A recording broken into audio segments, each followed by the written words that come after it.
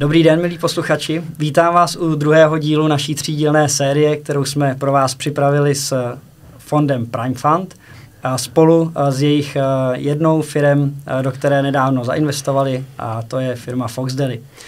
V prvním díle jsme si povídali o tom, jak vypadá situace a období před vstupem investora, takové námluvy předtím, než reálně k investici dojde.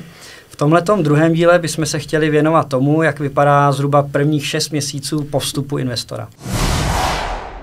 Já tady ve studiu mám opět dva hosty, Martina Hudose, CEO Prime Fund. Dobrý den, zdravím posluchače. A Tomáše, CEO společnosti Fox Deli. Dobrý den, dámy a pánové. Ahoj, Stando. Prima, díky. Tak jo, aby jsme to trošku strukturovali, dneska ten rozhovor, a nestratili jsme se v tom, tak já bych to doporučil rozdělit do 3 oblastí. Že se budeme bavit o tom, jaký jsou dopady, nebo byly dopady do Fox Deli z pohledu organizace, z pohledu lidí a kultury a z pohledu technologií, protože jste technologická firma, takže předpokládám, že i takovéhle dopady tam byly. Tak, a pojďme na to. Organizace. Tomáši, první, co tě napadne, jaký byly ty zásadní změny do organizace, procesů, organizační struktury, které se vstupem Prime Fund spojily? Stando, děkuji. V té otázce je vlastně i trošku už odpověď, a hlavně do organizace, nebo respektive do těch procesů, do něčemu, čemu my říkáme dospělizace té společnosti. Ve chvíli, kdy máte startup a kdy si to děláte sami, kdy nepotřebujete, aby vám do toho někdo mluvil, nebo respektive nikdo nemusí korigovat vaše rozhodnutí, tak stačí, že ty věci máte v hlavě. Ve chvíli, kdy do té společnosti vstoupí investor, tak musíte spoustu těch věcí hodit na papír z té hlavy, musíte spoustu věcí evidovat, musíte je zapisovat, musíte je mít sepsaný, musíte k tomu mít nějakou evidenci a tak dále, abyste vždycky mohli vykazovat to, jakým způsobem to děláte, jak ty věci jsou a proč jsou tak, jak jsou. Takže určitě bych řekl, že větší struktura, určitě větší formalizace těch věcí a určitě větší reporting, jednoznačně reporting. Velice často se s klukama, s Martinem z fondu a s dalšíma klukama z fondu potkáváme. Řekl bych, že tak 2krát týdně se běžně vidíme, plus jednou měsíčně máme velký board, kde si v podstatě nějakým způsobem revidujeme čísla za poslední měsíc, jestli jsou věci nastavené správně, jaký je další krok, kudy chceme jít, jaký jsme udělali změny k tomu, abychom dosáhli určitýho cíle. Takže určitě hodně komunikace s fondem, ale obecně bych řekl, že ta dospělizace je vlastně asi to, co to nejvíc popisuje. A je něco, co teď zpětně hodnotíš pozitivně, nicméně je to něco, co bys třeba bez vstupu investora neudělal? Nebo by vám to trvalo díl, nebo bys se k tomu nerozhodl? Super řečeno. Asi není nic, co bychom neudělali. Myslím si, že asi všechno, co jsme udělali časem, tak bychom časem udělali, ale bylo určitě spousta věcí, které se urychlily, které se akcelerovaly tím vstupem fondu, a myslím si, že jedna z těch věcí byla určitě to, že jsme, znovu říkám, museli spoustu věcí nějakým způsobem víc hodit na papír a mít je oficiálnější formou sepsaný a připravený.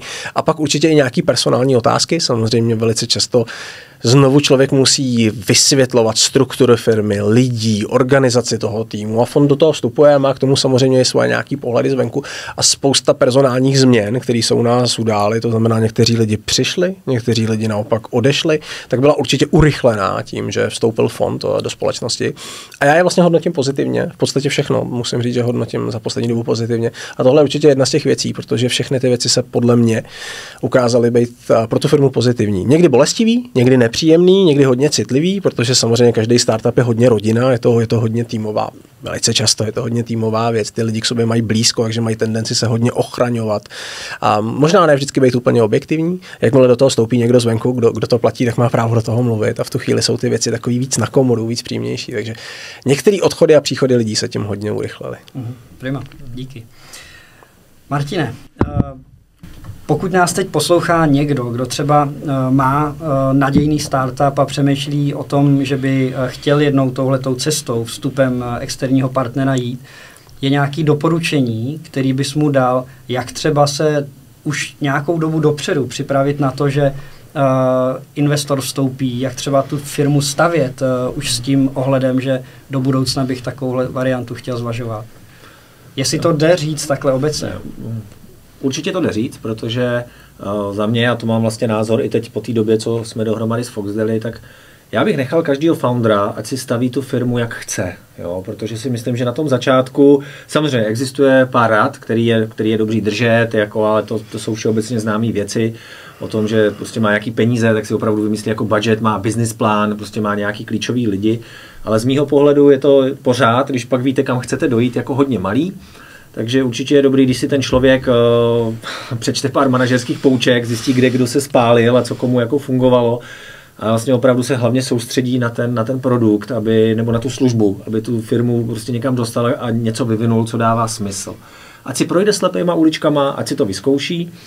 A potom vlastně, když dojde do bodu, že na to sám nestačí, tak pro mě je strašně důležité jako to uvědomění, jo? Že přijde na to, že, jak říkal i Tom, že ta firma pak je v nějakých fázích z toho svého vývoje nebo toho svého růstu a v tu chvíli, když k sobě vezme nějakého partnera, tak musí pochopit, bavili jsme se o tom i minule, že to je to partnerství.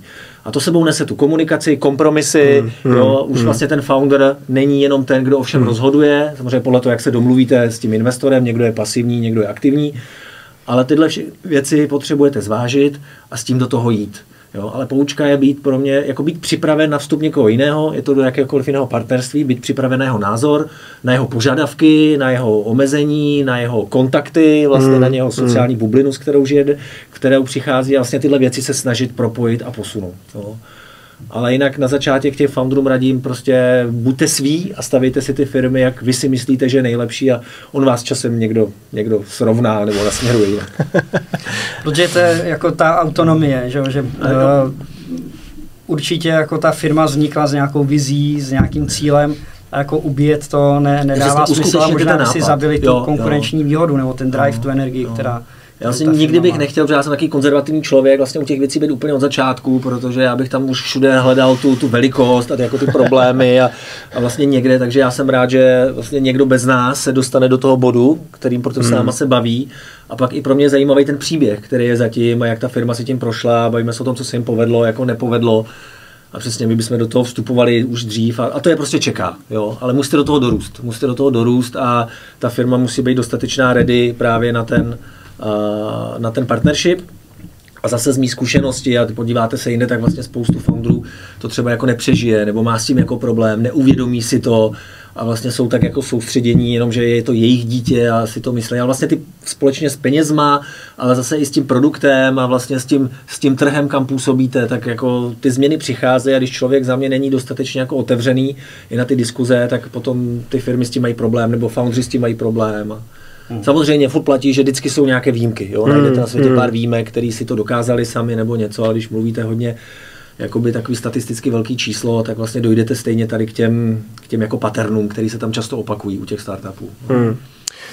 Promiň, jenom jsem chtěl dodat, že s Martinem naprosto souhlasím, protože to nevstupování do toho je vlastně na začátku strašně důležitý, protože ten founder, nebo respektive v té společnosti je něco, co se asi nedá moc popsat, spočítat, je tam něco, co tou firmou dělá tou firmou. A možná i taková ta lehká naivita těch founderů, ta lehká naivita v tom, že všechno bude dobrý, že to půjde, to uděláme takhle, půjde to tudy, tak vlastně je potřeba jí na začátku nezadupat, protože jinak by se člověk nepustil nikdy do ničeho, protože přesně jak to nevěděli, že to nejde, tak se jim to povedlo. Tak se jim to povedlo, přesně tak. A tam je hra o to vlastně kdy. Jo, že někdy ani nemoc brzo, když vlastně chytáte ten pík, že vlastně když přijde aby to pak podpořil, nehodil to zase jako dolů, tak vlastně jenom štěstí nebo know-how je v tom, kdo vyhraje, kdo to tak jako trefí vlastně v nějakou tu správnou dobu. Když to je příliš brzo, může se stát tohle, je to příliš pozdě, tak vám zase třeba uteče nějaká příležitost na trhu, a to je celá ta hra. Tady je to taková magie v tom, no. Je na to krásný citát přesně, že čmelák z aerodynamického hlediska nemůže lítat, ale neví o tom a tak lítá.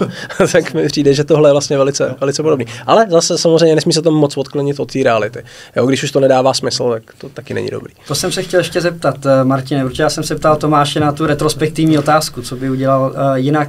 Je něco na vaší straně z pohledu investora, co teď tou perspektivou už řekněme roku a něco, co jste od toho vstupu a říkáš si, tady jsme to měli udělat trochu jinak? Přemýšlím, určitě je to vlastně oblasti, kdy my jsme zkoušeli, nebo Foxdary zkoušelo nějaké nové, vlastně řeknu proof of concepty, nebo si validovali nějaké věci. a jak ten produkt bude fungovat, vlastně reakce na toho zákazníka, tak tady si dovedu tvrdit, že vlastně jsme měli rozdílný názory v tom, a teď ukázal to i ten čas, jo, ale to všechno platí, až jako ukáže to čas, tak teď je každý chytrej. A vlastně v některých věcech si myslím, že jsme měli být tvrdší, vlastně na to Fox Deli vlastně tvrdší, a některé věci, které už z mýho pohledu prokazovaly známky toho, že nebudou fungovat, tak jsme si víc měli trvat na tom, že vlastně ty věci utnout a jít tou druhou cestou. Jo? A tady vlastně můžu uznat, že jsme měli jako mezi sebou nějaký spory, kdy vlastně tyhle věci tak nějakým způsobem vyhodnotit a ty názory, ale to si myslím, že do toho patří. Takže mám nějaký lessons learned, že možná líp zase přesvědčovat ty kluky, že vidíte, tady vám to opravdu ukazuje ty věci, že tyhle věci nefungují, pojďme to už zkusit jinak, nebo pojďme to zkusit jako paralelně, tak dřív reagovat na tyhle symptomy. Prima, děkuji. Často se mladí foundři zajímají o to a mají na paměti, že, nebo představují si, že vstup investora může znamenat nějaký zásadní vliv do jejich firemní kultury, která může být specifická, může být velmi daná rolí právě toho zakladatele, týmu a tak dále. Tome, jak ty to vidíš takhle zpětně? Měl vstup investora nějaký dopad do firemní kultury? Zásadní? Zásadní bych vlastně neřekl. V úplně pozitivním slova smyslu. Naše firemní kultura je strašně příjemná, myslím, že jsme to říkali, už byla hodně specifická a za mě vlastně strašně dobrá, strašně správně nastavená, tak jak by vlastně měla být, je autentická, je nehraná, je přirozená. A to nejcennější, co vlastně přišlo se vstupem Prime Fundu, investora do naší společnosti, bylo to, že do toho nezasáhl. Že do toho nezasáhl ve smyslu, že by se to nějakým způsobem hroutilo, že by právě z toho vymizelo něco takového toho, co se nedá jako uchopit, uchytit, popsat. Něco, co tu společnost dělá tou společností. Česky tomu říkáme glue. Glue, krásný český termín. Takové klasické staročeské slovo glue. Možná Alois Rašín používal tohle slovo. Takže tohle je vlastně něco, co za mě bylo strašně příjemný, co je strašně přínosný, když do toho ten investor nevstupuje. Ono není jednoduchý do toho nevstoupit a neovlivnit tu kulturu, protože člověk do toho vstupuje s nějakýma svýma zkušenostmi, s nějakým svým backgroundem, s nějakým svým rukopisem, stylem jednání a máte pocit, zvlášť když za sebou máte nějaký úspěchy, že takhle se to má dělat. A pochopit a cítit to, že v té jiné společnosti to ale může být jinak, ale to neznamená špatně a nevstoupit do toho, nerozbořit to, je strašně cenný.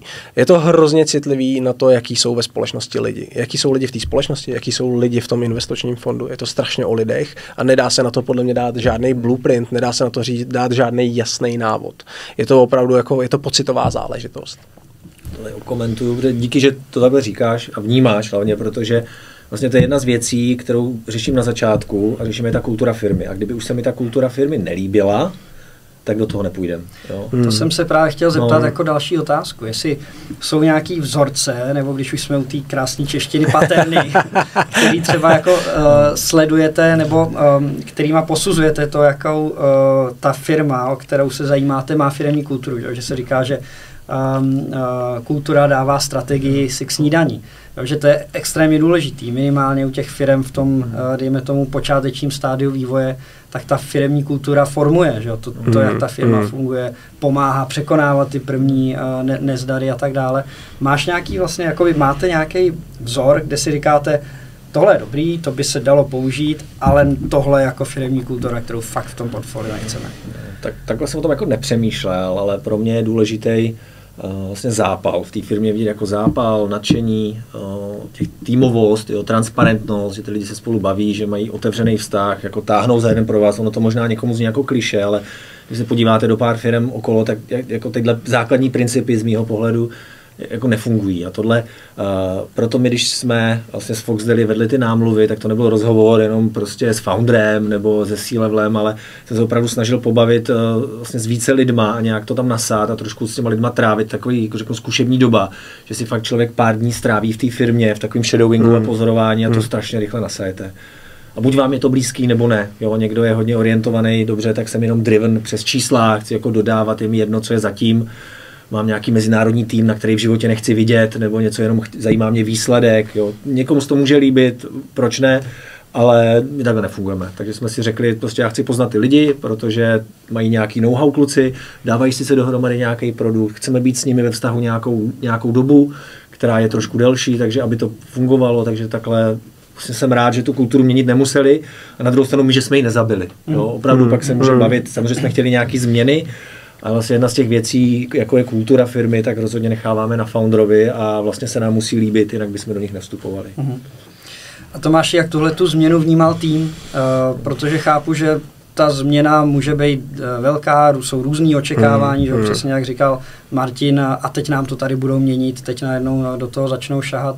Ty už jsi v té době byl v roli CEO, jak tohle to vnímal tým a vlastně jak si to vnímal ty z pohledu toho týmu? Skvělá otázka a podle mě je strašně důležitý a to, co jsem se já snažil, my jsme se o to snažili, je od začátku vykreslit investora, investiční fond jako někoho, kdo je součást toho týmu. Jo? Ne někoho, kdo je nezávislý, ne někoho, kdo je na druhé straně barikády, ale někoho, kdo je v našem drezu a kope za nás. Ono se to totiž velice často a velice jednoduše se stane to, že vnímáte najednou, že tam je někdo na penězích, někdo, kdo na vás tlačí, někdo, kdo vymýšlí věci, které vám nedávají smysl a nějakým způsobem vám do toho vstupuje, chce vám do toho mluvit. A hrozně jednoduše se stane takový ten klasický sociální aspekt, naše skupina, jejich skupina. A to je strašně špatně. A my se celou dobu snažíme, ať jsou jakýkoliv problémy, jakýkoliv výzvy, cokoliv řešíme, tak se snažíme vysvětlit, ne, to jsme my. To je dohromady, to je jeden tým, tady je společný zájem, tady je společný cíl a snažíme se to spojovat. To znamená, to, co my jsme se primárně snažili, je vysvětlit všem u nás v týmu a zároveň samozřejmě i klukům potom z investičního fondu, kteří, ale to si myslím, že to od začátku chápali velice dobře, je to, že jsme opravdu jakoby jeden tým, jeden kolektiv a že ty věci musíme dělat společně, a že je musíme komunikovat společně. Že musí být transparentní, že musí být otevřený, že musí být autentický, že musí dávat smysl všem, že to nemůže být z pohledu autority. Někdo řekl, takhle to bude a nedává smysl, jestli to nedává smysl, je to úplně jedno. Prostě někdo řekl, že tak bude, tak tudy jdem. Vždycky to musí mít hlavu a patu. To je to, o co my jsme se snažíme pořád. Ono to není, že by to bylo jako bod v nějaký timeline, ono je to spíš děj, jo? Že všechny ty věci se furt dějou, neustále se to pohybuje a je potřeba na tom pracovat každý den. Já velice často se dostávám k tomu a slyším, že někdo přijde třeba z korporátu a řekne, musíme udělat meeting, tam to takhle řekneme, tam to takhle nastavíme. No ale ono to vydrží tak asi 12 hodin zhruba. Ono to není o tom jednou někde něco říct, nějak nastavit. To se s každým jednotlivým rozhovorem, s každou jednotlivou odpovědí s kýmkoliv v tom týmu musíte mít na paměti, že tohle sledujete. A musíte to udržovat pořád. Jinak se to strašně lehce vytratí. Ono tomu možná jako zblížení nebo pochopení, že jsme na jedné palubě, že jsme jeden tým, pomáhá i to, ten setup, jakým funguje. Že vlastně jste v jednom baráku, jste velmi blízko sobě, v denodenním kontaktu, takže to není tak, jako že jednou za měsíc přijede investor a podívá se, jak to tady jde. Ale ještě řeknu jenom, že ten vztah je krásně definovaný, protože my jsme závislí na výkonnosti a na prosperitě Foxdeli, protože jako součástí našeho portfolia, takže čím více Foxdeli daří, tím se daří fondu. A vlastně zase pak jako zpětně, kdyby se nedařilo fondu i na jiných portfoliích, tak vlastně klesne vlastně objem peněz, kterými my hospodaříme nějakým způsobem a zase to má jako dopad na Foxdeli. Takže tyhle věci jsou vlastně propojený a my máme vlastně společný cíl. My chceme taky, ať oni prosperují a oni chtějí, ať prosperujeme my. Jo? Takže tady v tomhle minimálně jsme na jedné lodi a jdeme touhle cestou. Amen. Amen, přesně tak, amen. Dobře, tak pojďme se posunout k té třetí části, to jsou technologie, protože Foxdeli je technologická firma, ten jejich hlavní core produkt je postavený na technologii. Často se stává, že vlastně jako ty firmy v těch počátečních fázích spíš koukají na to, aby rychle dostávali produkty na trh, aby to udělali se svýma zdrojema, který má jak finanční, tak lidský. A třeba ten procesní pohled nebo governance pohled úplně jako tam není jako primární. Co znamená vstup fondu do Foxdeli z pohledu technologií? Muselo se něco měnit? Muselo. Tady to bylo přesně, jak jsi Stando řekl, tak jasně, ale zase je to všude a je to jako logický. Takže vlastně ještě protože jsem říkal, že vlastně jeden z angel investorů vlastně byl Honza, takže my už jsme měli linku jako do Foxdeli dříve a bylo to klasicky, že kluci si postavili první produkt hodně rychle, hodně jednoduše, tak aby prostě to přineslo výsledek a bylo vidět a vlastně si mohli validovat ten produkt s trhem a fungovat. Ale v takové podobě, v jaký byl, tak prostě nebyl škálovatelný. Jo, takže jsme došli do bodu, kdy jsme si řekli tak a dost a platforma se přepisovala znovu. No, tak to je fakt. Je to tak, no, ono hodně teďka bych řekl frčí, obecně se tak jako říká, je to hodně jako populární MVP, vydejte hnedka jednoduchý malý produkt, jak to něco dělá, ono to je takový zaklínadlo té moderní doby. Já toho úplně moc velký fanoušek nejsem. Samozřejmě ne o tom ty věci nějak overthinkingovat a dotahovat je dál, ale ono už většina těch věcí dneska v tom biznise, ve kterém my děláme, je na takový úrovni a tak daleko, že vy když tam prostě najednou jako přijdete s párátkem, tak zjistíte, že jako, my potřebujeme, aby to umělo tohle, abychom to začali používat. A už tam přijít opravdu jako by jenom s klasickým MVPčkem, který je postavený úplně totálně basic. Ono to úplně nedává smysl. A zrovna třeba tématika Foxdeli a to, čemu se Foxdeli věnuje, to je opravdu produkt, který často slyšíme o e-shopu, nebo slýchávali jsme o e-shopu, my si to uděláme sami. A ono to nejde udělat úplně sami, jo? Protože je to tak strašně složitý, že vy tu věc buď to musíte mít na 100%, anebo ji nemusíte mít vůbec. Jakmile ten produkt je postavený na 85%, tak je vlastně k ničemu. On je vlastně bezcenný, jo? Protože vy potřebujete těch posledních 15%, je to, co dělá 85% toho přínosu celé té věci. A prostě vy nemůžete jít ven s MVPčkem, který má jako 15%. Oni všichni řeknou, jo, koncept chápem, ale takhle je to nepoužitelný. Takhle jednoduchý to je. A jak jste k implementaci těch změn přistoupili? Protože chápu, že když máte aplikaci nebo platformu, na které běží, která obsluhuje klienty, teď ji máte ještě jako škálovat, protože samozřejmě jsou tlaky, potřebujeme další klienty, potřebujeme objem a zároveň ji přepisovat, to není úplně jednoduchá úloha. Jak tohleto vlastně během těch prvních měsíců po vstupu probíhalo? No, krásně řečeno, není to vůbec jednoduchý, je to složitý. A já myslím, že jsme se rozhodli nejlíp, jak jsme mohli. My jsme tu starou věc, kterou jsme psali, jak jsme úplně utli. Přestali jsme ji vyvíjet, vzali jsme v podstatě úplně novej seniorní, skoro bych řekl super seniorní tým. Začali jsme to psát v úplně nových technologiích, postavili jsme to fakt úplně od začátku, postavili jsme to s tou myšlenkou, že za 2-3 roky to musí být opravdu velký, takže jsme od začátku počítali s tím boostem toho, že to bude veliký. Začali jsme to opravdu psát úplně na zelený louce znovu, což je dneska strašná výhoda. Hrozně dobře, že jsme tenhle krok udělali, protože díky tomu dneska máme obrovský technologický náskok před ostatníma a netáhneme si za sebou žádný technologický dluh. Takže my jsme změnili tým, vzali jsme opravdu seniorní lidi, kteří sice nejsou levní, ale na druhou stranu jsou opravdu jako neuvěřitelně schopní a ta věc je velice dobrá, velice funkční. A díky tomu, kolik jsme zainvestovali na začátku a že to bylo hodně a chvíli to trvalo, tak dneska jsme vlastně strašně rychlí a velice dobrý. Takže tohle já hodnotím jako super dobrý rozhodnutí. A Martine, vy jste do toho nějak vstupovali, protože ty máš historii v technologickém konzultingu, takže jsi v technologiích silný.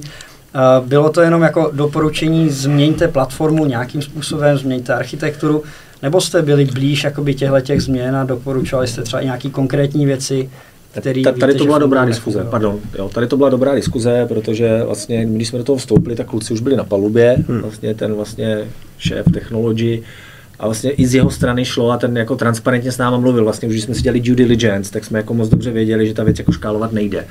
A byl vlastně transparentní, společně jsme na to koukali a on už tehdy přicházel s nápadama, vlastně, co bychom mělo změnit a vlastně jakou cestou jít. Takže my jsme si s ním jenom ten názor vlastně nějak validovali a fakt došlo jenom k nějakým malým upřesnění, kdy jsme řešili spíš kosty na ty platformy, v kterým cloudu to bude a co bude výhodnější. Jo. Kdy se zase líbily nějaké věci, které by zase byly jako rychlejší nějakým způsobem do toho, ale tam jsme trochu teda vstupovali z pohledu jako nákladů, protože se plánovalo, že ta věc i v tom konkrétním cloudu bude delší dobu. Takže jsme měli jenom takové diskuze a vlastně musím říct, že spory jsme neměli. Jenom my jsme si dali nějaké naše další podmínky. A jak říkal Tom, ten tým byl na tohle připravený a už s tím jako nějak počítali. Takže my jsme dělali vlastně takový jenom quality assurance nebo diskuzi nad tím, kam jít a tady jsme byli ve shodě a to si myslím, že té věci hodně prospělo a urychlilo. Co možná byl oříšek a co jsme hodně zvažovali, to je taky říkal Tom, vlastně co dělat s tím, jak říká, jsme měli platformu, která už byla hotová a vlastně jsme ji jako zamrazili nebo jsme dál nerozvíjeli ten sales, protože to mělo jako dopad na propad v revenue. No, vlastně my jsme stáli před tím krokem, jestli teda opravdu mít plný fokus na ten vývoj. Samozřejmě ta platforma nebo ty služby, které jsme tam chtěli implementovat, tak už byly validovaný trhem. A teď jestli opravdu jít paralelně a vlastně do toho stavět, tak to za mě moc nemá vítěze. Je potřeba se rozhodnout. Obě ty řešení mají plus minus, tak tam jsme hodně diskutovali a nakonec opravdu, aby ten tým se mohl plně soustředit na tohle, tak jsme tu jedničku, když řeknu první verzi, utli a šel plný vývoj vlastně a plný fokus celé firmy vlastně do té druhé verze. A já si pořád myslím, že to bylo nejlepší rozhodnutí, protože člověk, jak se soustředí na jednu věc, tak je v ní opravdu potom dobrý. Opravdu dobrý. Jo, a já jsem rád, že jsme to vlastně vzali takhle chronologicky, že jsme se dostali od firmy, kultury až k těm technologiím, protože ono je to velmi provázaný, že když přijdeš do týmu, kde sedí vývojáři, kteří jako mají v podstatě ten produkt jako takový ten svůj pet product, že? Mám to rád, vyvím to dlouho, jsme tady jako zažili spoustu těch večerů při pizzách, víkendů a podobně a teď někdo přijde a řekne, kluci, musíme to přepsat, tak to jako není úplně jednoduchý řešit. Já jsem se ještě jenom chtěl zeptat, protože my jsme začali ten díl tím, že si budeme povídat o období po vstupu investora zhruba těch prvních 6 měsíců. Bavili jsme se tady o těch změnách, které musely nastat v procesech, v kultuře, v technologiích. Jak dlouho tohleto transformační období trvalo? Je to opravdu 6 měsíců, nebo byl to rok, byly to 3 měsíce? No, já si za sebe myslím, než to Martin rozmyslí, jak to bylo, tak já bych řekl, že to je vlastně období, který se nedá moc časově ohraničit. On se možná dá říct nějaký začátek, kde to začalo, ale já mám pocit, že to období vlastně tak nějak jako má takový své flow a tak jako pravidelně nebo vlastně přirozeně se jako rozvinuje až do teď. A já bych asi nebyl schopný říct, tady to začalo a tady to skončilo a tady už to bylo hotové a od té doby už jedem. Mám pocit, že to jako probíhá vlastně neustále taková permanentní revoluce, je to takový pořád se to děje. Můj pocit. Máš kontinuální transformace. Počítal měsíce, ale vlastně souvislo s tím, že my jsme měli nějaký plán, vlastně byla roadmapa takových těch věcí, kdy se musí stát, co jak s týmem, kdy plánujeme vlastně i vývoj, kdy jaký release a nějakým způsobem, takže existovala roadmapa, teď jenom v hlavě si počítám, že k tomu jsme se dostali, aby to bylo v nějaké kondici, o které už teď prohlašujeme, tak za mě to teda bylo asi 12 měsíců. No. Asi zhruba rok. Ale samozřejmě to má pravdu, ty hranice nejsou úplně jasné, abych to tak jako dalo definovat, že ta fáze je, protože zase máme další vlastně plány před sebou, který chceme dál dělat a zase to bude nějakým způsobem změna, zase měníme ještě trošku nějaký způsob práce, takže je to neustále nějaký proces. Prima, a to je skvělý, protože aby jsme drželi posluchače a diváky v napětí, tak o těch dlouhodobějších změnách, transformačních, dlouhodobějších dopadech a třeba i strategických vizích kam dál, tak si budeme povídat v příštím dílu. Takže já bych vám chtěl moc poděkovat za tohleto příjemné povídání a těším se s vámi na shledanou u dalšího dílu, posledního, kde si právě budeme povídat o těch dlouhodobých dopadech vstupu investora. Takže díky, kluci. My taky děkujeme a naschledanou. Děkujeme moc.